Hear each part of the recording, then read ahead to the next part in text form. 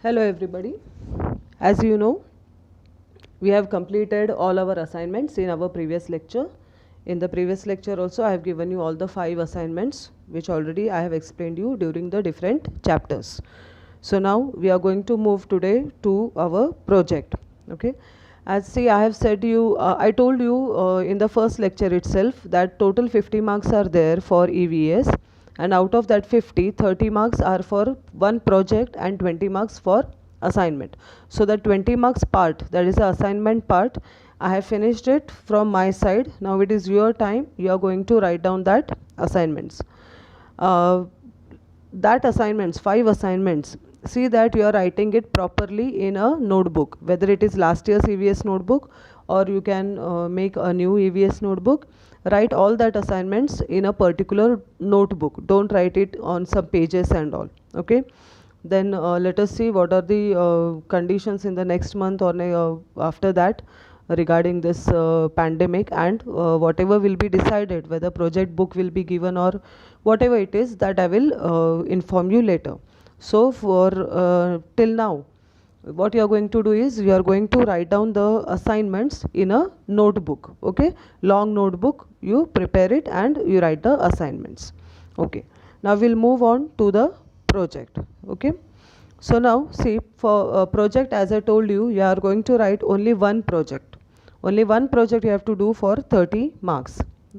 Now out of that 30 marks also, there are 20 marks are for internal assessment, that is internal examiner will assess your project, will check your project and whether you have written the project properly as per the marking scheme.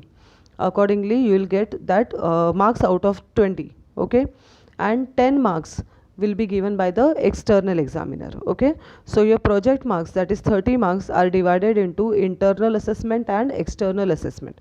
So internal marks are 20 marks and external are 10 marks. External assessment will be done by the external examiner at the end, that is when you get your hall ticket and all. From board itself, means from board, external examiners are appointed, that is teachers from other colleges. They come and they check your projects and conduct the oral examination and all. So for that purpose, for project 10 marks are there and for assignment 10 marks are there. So overall we can say for project, out of 30, 20 marks are for the internal assessment and 10 for the external assessment. Okay, and whatever project is there, that project you are going to write according to the marking scheme only. Now see, if you are not writing according to the marking scheme, then you are not going to get that particular marks. Because the marking scheme, what it is, specific points are there and every point is having particular marks. So if you don't write the project according to your marking scheme, you are not going to get that particular marks. So you have to write the project as per the given marking scheme. Now let us see what is that marking scheme. The first point, see, the marking scheme, it includes total 9 points. Okay, out of that total 9 points, 7 points are for internal assessment. The first 7 points are for internal assessment and the next the last 2 points are for external assessment. Okay, so these points which I am giving you now, that is introduction, importance, and we'll see the further points, that is internal assessment. Okay, so in internal assessment, the first point is introduction. Okay, introduction you are going to write for 2 marks. Now what are you supposed to write in introduction? See, introduction means you are going to write the basic information about your project topic. See, once I finish the marking scheme, I will give you the project topics as per your last year roll numbers. Now this year roll numbers you have not got. So as per your last year roll numbers, I will give you the project topics. Okay, so whatever topic you get, whether it is regarding water conservation, whether it is regarding rainwater harvesting, whether it is waste management, whether it is biodiversity conservation, जो भी आपको topic मिलता है, biodiversity conservation है तो आपको biodiversity का meaning लिखना है, बायोडाइवर्सिटी कंजर्वेशन मतलब क्या वो आपको लिखना है, you have to write the methods. In short, you have to mention the methods how you can conserve biodiversity, why you have to conserve biodiversity. समझा? So जो भी आपको टॉपिक मिलता है, whatever topic you get, you are going to write the basic information, the introduction of your topic for how many marks? For 2 marks. That is the introduction. Okay, basic information means you will write the meaning, you will write the methods. In short, you will write some whatever basic knowledge is there regarding that particular topic. Then come to the second point. The second point in your marking scheme is importance. Okay, second point is importance. Importance is also written as relevance. ठीक है, महत्व. Importance मतलब relevance means मराठीमध्ये काय? महत्व. Okay, so importance means what? You have to write whatever topic you got for your project, why it is important, how it is important for the people as well as for the environment. ठीक है, जो भी आपको topic मिला है वो topic लोगों के लिए, लिविंग बीइंग्स के लिए या फिर एनवायरनमेंट के लिए किस तरह से इम्पॉर्टेंट है, ये आपको लिखना है. सेकंड पॉइंट मतलब इम्पॉर्टेंस में कितने मार्क्स के लिए? 2 मार्क्स के लिए. ठीक है, just for 2 marks. Now how you will show that your topic is important? You have to give relevant examples. You have to give examples that are related to your topic. For example, if your topic is waste management, then you can give the examples of different dumping grounds around us.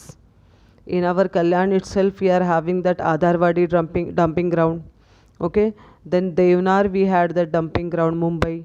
So you have to give the examples. Waste management है ना, so you can give the examples of these dumping grounds कि how these dumping grounds have become mountains of garbage. ये बोलने के लिए dumping ground है, लेकिन actually अगर आप वहाँ visit करोगे, देखोगे, तो आपको क्या दिखाई देगा? कचरे का बड़ा बड़ा mountains दिखाई देगा.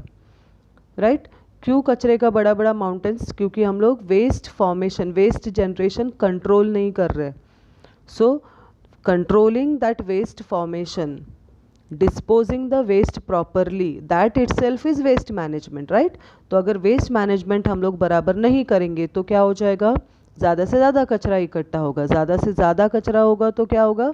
डंपिंग ग्राउंड में बड़े बड़े माउंटेन्स दिखाई देंगे. वो बड़े बड़े कचरे के माउंटेन की वजह से आज आसपास के लोगों को प्रॉब्लम होता है या नहीं? बहुत प्रॉब्लम होता है. सिर्फ आसपास के नहीं, वहाँ पर जो काम कर रहे वो लोगों को भी बहुत प्रॉब्लम होता है. डिफरेंट डिसीजेस होता है, वो कचरे की वजह से फाउल स्मेल आता है. तो it is problematic. Right?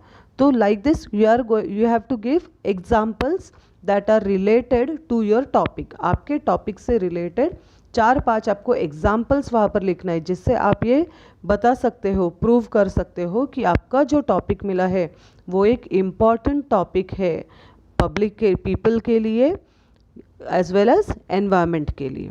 Okay, so you have to give some examples.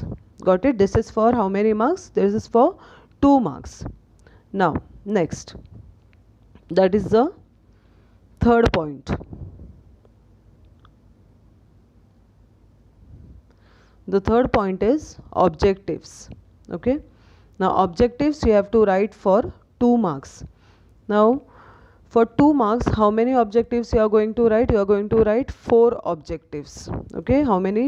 At least 4 objectives. Don't write more than that. Ab objectives means what? Objective means, see, whatever topic you have got, you have to decide कि from that topic what exactly you are going to study. ठीक है? So that will become your objectives. देखो, जो भी topic आपको मिलेगा project के लिए, वो टॉपिक एक वास्ट टॉपिक रहेगा, है ना, बहुत बड़ा टॉपिक. अब ये पूरा का पूरा आप आपके 20 मार्क्स के प्रोजेक्ट में इंक्लूड नहीं कर सकते हो. तो आपको डिसाइड करना पड़ेगा कि इतने बड़े टॉपिक में से कौन से पॉइंट्स है, कौन से सब टॉपिक्स है जो इम्पॉर्टेंट है, जो मुझे स्टडी करना है. तो उस हिसाब से आपको आपका ऑब्जेक्टिव्स लिखना है. ठीक है? what exactly you are going to study from that particular topic, that you are going to write in the objectives.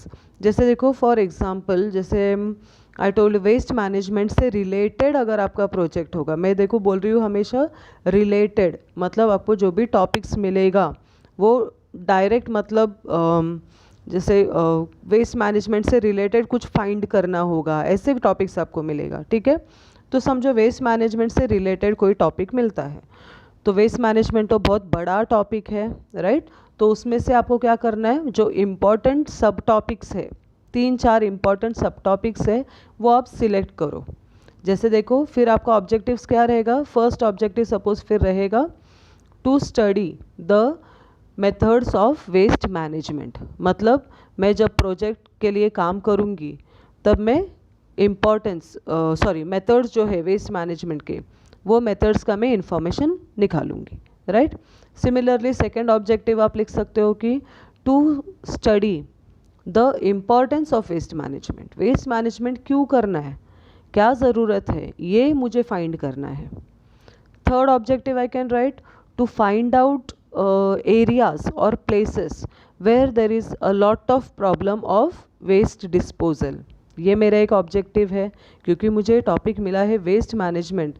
तो what I can do is I can find out कि कौन से जगह पर कौन से एरियाज़ में ज़्यादा प्रॉब्लम है वेस्ट मैनेजमेंट का, right, that we can do. So that is the third point, objectives you have to write for 2 marks. How many objectives you are going to write? You are going to write at least 4 objectives. And objectives जब लिखते हो, जैसे देखो मैंने इसमें mention किया है, if your topic is waste management, you can write to study the problems regarding waste management. You can write my second objective to study the methods of waste management, ठीक है। तो सिर्फ ये ऐसे शॉर्ट में मत लिखो, to study the methods of waste management, उसको थोड़ा सा 2 सेंटेंसेस में थोड़ा सा डिटेल में लिखो, ठीक है। सो ऐसे करके आपको कितना पॉइंट्स लिखना है, 4 पॉइंट्स लिखना है। समझ में आया। जो भी आपका टॉपिक है वो बहुत बड़ा टॉपिक है, उसमें से कुछ इम्पॉर्टेंट टॉपिक्स आप सिलेक्ट करो, उस टॉपिक्स के बारे में इंफॉर्मेशन निकालना आपका ऑब्जेक्टिव्स है। Okay, so objectives you will right for 2 marks. Then comes the fourth point, that is project methodology. Now project methodology, it is one of the important point of your project, important point in the marking scheme. So project methodology you are going to write for 4 marks. Now what is this methodology? See here you are going to write the procedure or the process which you have done for getting the information of your project, ठीक है। Information can be collected by different methods. So इसमें क्या लिखना है आपको, methodology मतलब क्या, पद्धति, कार्य पद्धति। हाँ, मैं साइड बाय साइड मराठी का जो टर्म है वो भी बताते जाऊंगी, so that vernacular medium students can understand it. तो इसके पहले का जो पॉइंट था ऑब्जेक्टिव्स, इसको मराठी में क्या बोलते हैं, उद्दिष्ट, ठीक है। फोर्थ पॉइंट है प्रोजेक्ट मेथडोलॉजी, मीन्स व्हाट, कार्य पद्धति, कार्य पद्धति। प्रोजेक्ट मीन्स प्रोजेक्ट का जो इन्फॉर्मेशन कलेक्ट करने वाले हो, वो इन्फॉर्मेशन आप किस तरह से कलेक्ट कर रहे हो, क्या क्या प्रोसेस कर रहे हो, उसके लिए कहाँ से स्टार्ट किया आपने, फिर आप कहाँ कहाँ गए, कौन से एरियाज़ में गए, फिर आपने इंटरव्यू लिया क्या, किसका इंटरव्यू लिया, कितने लोगों का इंटरव्यू लिया, इंटरव्यू में क्या क्या क्वेश्चंस पूछे, ये हो गया उसका प्रोसीजर, ठीक है। तो पूरा जो प्रोसीजर है स्टार्ट टू एंड, आपने क्या क्या किया आपके प्रोजेक्ट की इंफॉर्मेशन कलेक्ट करने के लिए, वो पूरा प्रोसेस आपको लिखना है मेथडोलॉजी में। नाउ सी मेथडोलॉजी में 4 मेथड्स हैं। Collection of data method, last year भी मैंने बताया था, collection of data method, second is interview method, third is questionnaire method and the fourth is survey method, ठीक है। All this 4 methods I have explained you last year also. Now see collection of data method, that is a simple method. Here what you are doing in collection of data method, you are collecting the information from books, magazines, newspapers, okay, or from net. Already net पे या newspaper में जो information आता है या फिर books में जो इन्फॉर्मेशन लिखा है, तो वो बुक्स में से ढूंढ के, नेट पे से ढूंढ के आपको इन्फॉर्मेशन कलेक्ट करना है, that is collection of data method. तो if you are following collection of data method, then what you will, how you will write the methodology point, ये पॉइंट कैसे लिखोगे, I followed the collection of data method for my project. I collected the data from different books, newspapers, from net and also from some of the magazines. The books which I read or referred are as follows. तो आपने जो भी books में से information लिया है, जो books पढ़े आपने आपके टॉपिक से रिलेटेड, वो बुक्स का नाम लिखो। जो न्यूज़पेपर आपने रीड किए आपके टॉपिक से रिलेटेड इंफॉर्मेशन कलेक्ट करने के लिए, वो न्यूज़पेपर का नाम लिखो, मैगजीन्स का नाम लिखो। एंड फाइनली नेट पे से भी आप इंफॉर्मेशन ले रहे हो तो नेट का कौन सा साइट है वो आपको लिखना है। सो that is collection of data method. In short क्या है, प्रोसीजर है पूरा जो तुम लोगों ने किया इंफॉर्मेशन कलेक्ट करने के लिए। क्या इंफॉर्मेशन कलेक्ट किया वो नहीं लिखना है आपको, इंफॉर्मेशन कैसे कलेक्ट किया, डाटा कैसे कलेक्ट किया वो आपको लिखना है प्रोसीजर मेथडोलॉजी में। Got that. सेकेंड मेथड देखो इंटरव्यू मेथड है, and third is questionnaire method. Interview method and questionnaire method are almost same. How they are same? See, in both the methods we are going to ask questions to some particular number of people. Select करो आप 5 people या 10 people जैसे आपको लगता है। Suppose 5 people आपने select किए तो 5 people का आप क्या करोगे, इंटरव्यू लोगे और या फिर उनको क्या करोगे, क्वेश्चनर दोगे। तो interview means what, orally you will ask questions and you will get the answers orally, जैसे अपना ओरल एग्जाम होता है। And questionnaire method means you have to give the question paper in writing. हाँ, एक 10 questions आप frame करो, वो 10 questions एक पेपर में लिखो, थोड़ा सा आंसर लिखने के लिए उनको जगह रखो। वो पेपर्स का ज़ेरॉक्स करके सपोज 5-6 लोगों को आपने दिया तो that is in written way. तो interview method is in oral form and questionnaire method is in written form. ठीक है। So what you will do, interview method है या क्वेश्चनर मेथड जो भी आप सिलेक्ट करो, कैसे करोगे आप, सबसे पहले तो 10 क्वेश्चंस आप रेडी करके रखो आपके प्रोजेक्ट से रिलेटेड। ठीक है। फिर आप किस किस को ये क्वेश्चन पूछोगे, देखो आपके आजू बाजू में आपके नेबरहुड में आपको लगता है कि ओके इनसे मुझे आंसर मिलेगा, तो ऐसे 5 लोगों, सिर्फ 5 पीपल काफ़ी है। ठीक है। तो 5 लोग आप डिसाइड करके रख दो कि इनको मैं क्वेश्चंस पूछूंगी और इनसे आंसर्स लूँगी करके। ठीक है। So what ever it is, keep ready 10 questions, you keep ready, you ask that question or you give the question paper to at least 5 people near you.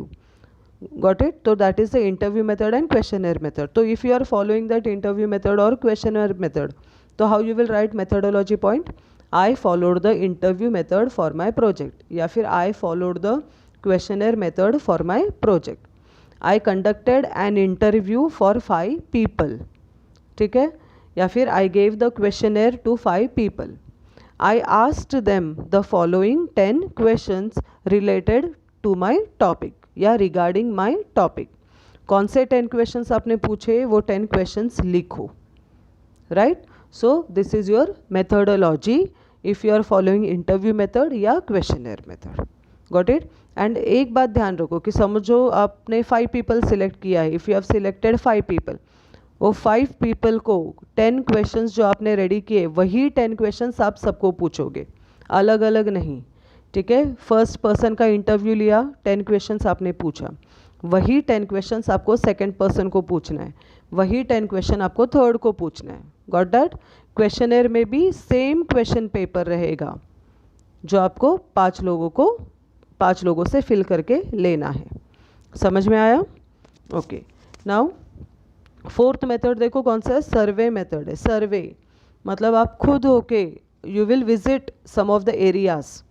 हाँ, आपका जो टॉपिक मिलेगा आपको उस टॉपिक से रिलेटेड थोड़ा आपके नियर बाय एरिया के बारे में सोचो कि कौन कौन से एरियाज़ में मैं अगर जाऊँगी तो मुझे मेरे टॉपिक से रिलेटेड कुछ इन्फॉर्मेशन मिलेगा।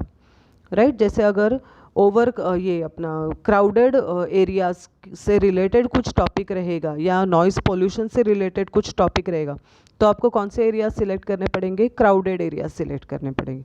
जैसे मार्केट एरियाज़ है, स्टेशन एरियाज़ है, नियर बाय स्टेशन एरियाज़, ये सब एरियाज़ कैसे होते हैं, क्राउडेड रहते हैं, जिसके वजह से पोल्यूशन होता है, नॉइज़ पोल्यूशन होता है। ठीक है। तो उस हिसाब से आपको कितना एरिया सिलेक्ट करोगे, minimum 3 areas, only 3 areas enough है। और कौन से areas, near to your house. Survey करने के लिए किसी को भी कहीं भी दूर जाने की ज़रूरत नहीं है, एंड अभी कोरोना का सिचुएशन भी है, तो I will suggest instead of survey you better go for interview, questionnaire or collection of data method. And if you are doing any survey, see that you are आप पूरा जो precautions लेके आपको सर्वे करना है. बेटर सर्वे अवॉइड करो, और अगर कर रहे हो तो आपके घर के नज़दीक जो एरिया है वहीं पर करो पूरे प्रिकॉशंस लेके. So be careful when you are doing this survey method, particularly in this corona situation. ठीक है. सो सर्वे मेथड अगर आप कर रहे हो तो आपको 3 एरियाज सिलेक्ट करना पड़ेगा. फिर आप कैसे लिखोगे methodology point? I followed the survey method for my project. Okay, I selected 3 areas to get the information of my project. फिर कौन से 3 एरियाज सिलेक्ट किए वो एरियाज के नाम भी लिखो. फिर हर एक एरिया के लिए एक एक पैराग्राफ लिख दो. क्या लिखोगे? I visited this area, first area जो भी आपका रहेगा, I visited this Kolsawadi area on so and so date, timing लिखो, डेट लिखो. ठीक है. देन आपका जो एक्सपीरियंस, फिर उधर जाके आपने क्या क्या देखा, क्या क्या इंफॉर्मेशन कहाँ कहाँ से कलेक्ट करने का कोशिश किया, वो आपको लिखना है. जैसे अगर मैंने बोला ना पोल्यूशन से होगा, नॉइज़ पोल्यूशन, तो क्राउडेड रीजन्स में जाओगे. Then there I try to count the areas, या फिर सपोज मार्केट एरिया में गए तो there I first of all counted the number of vendors who were sitting on the footpath. Okay, I counted the number of vendors who were shouting a lot. Then मतलब vendor मतलब कौन? जो ये vegetables वगैरह बेचते हैं, they are called as vendors. Okay, तो fruits वगैरह जो बेचते हैं, राइट. तो I also counted the number of people near every counter या फिर एवरी स्टॉल, राइट. तो उससे आपको एक अंदाज़ा मिल जाएगा कि अगर समझो एक स्टॉल पे 10 लोग हैं एट अ टाइम, एक स्टॉल पे समझो 8-10 लोग हैं, तो ज़रा इमेजिन करो कितना क्राउडेड हो गया वो एरिया. एंड अगर वो एरिया इतना क्राउडेड है तो पोल्यूशन भी उतना ही ज़्यादा होगा. सो सर्वे मेथड में what you are going to do, you are going to select 3 areas and for every area you will write a small paragraph कि कैसे आप वहाँ पर गए, फिर वहाँ पर आपने क्या क्या देखने का कोशिश किया, फिर वो एक्सपीरियंस इजी था या थोड़ा हेक्टिक था, कंफर्टेबल थे या हेक्टिक था, प्रॉब्लमेटिक था, प्रॉब्लमेटिक क्या था वो भी लिखो. That is survey method. ठीक है. So what ever you select, ये चारों में से कोई भी एक मेथड आपको सिलेक्ट करना है. Okay, you are going to select only 1 method out of these 4 methods and then you write your procedure or methodology. You have to write it in detail because see how many marks are there? 4 marks are there. One thing I want to tell, see in EVS this project marking scheme, 2 marks 4 marks are there for different points. So that does not mean कि 2 marks है मतलब 2 sentence ही लिखना है आपको, नहीं. 2 marks के लिए भी आपको 7-8 लाइन्स आपको लिखना ही है, 8-10 लाइन्स आपको लिखना ही है. ठीक है. तो सोचो आप मेथडोलॉजी जो है आपको पूरा डिटेल में लिखना है. Got that? So that is procedure और process which you have followed for getting the information of your project methodology 4 marks के लिए. जो 4 टाइप्स मैंने 4 मेथड्स बताए, वो 4 मेथड्स में से कोई भी एक मेथड आपको फॉलो करना है. Okay, now let us move to the 5th point.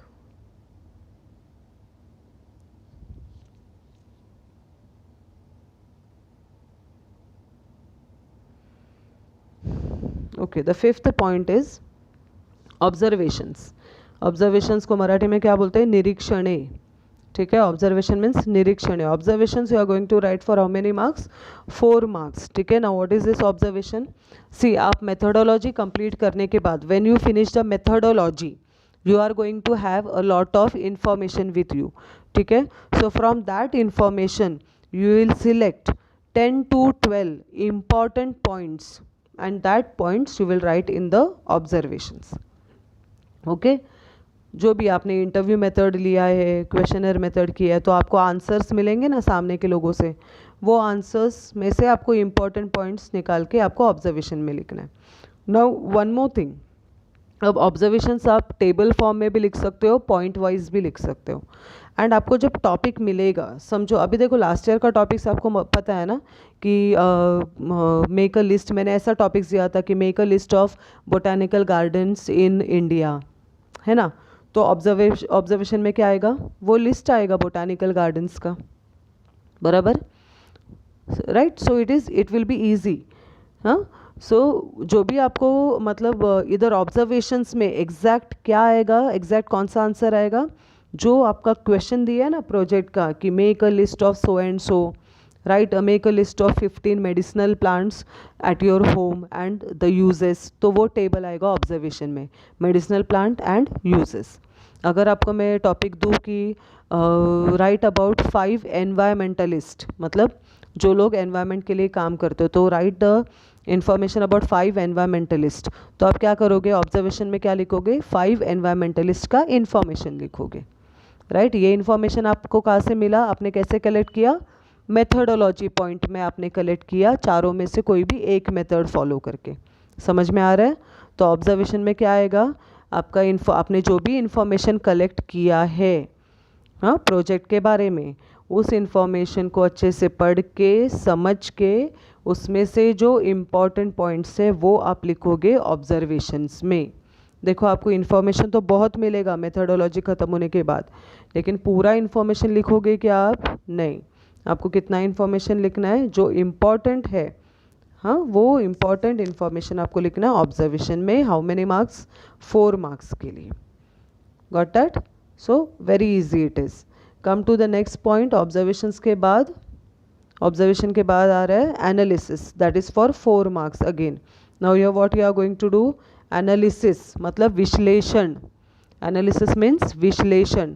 So here you are going to analyse your data. जो भी इंफॉर्मेशन आपने कलेक्ट किया उसको क्या करना है, एनालाइज करना है. मतलब क्या करना है, whatever information you got, that information you are going to represent in the form of a graph और पाई डायग्राम.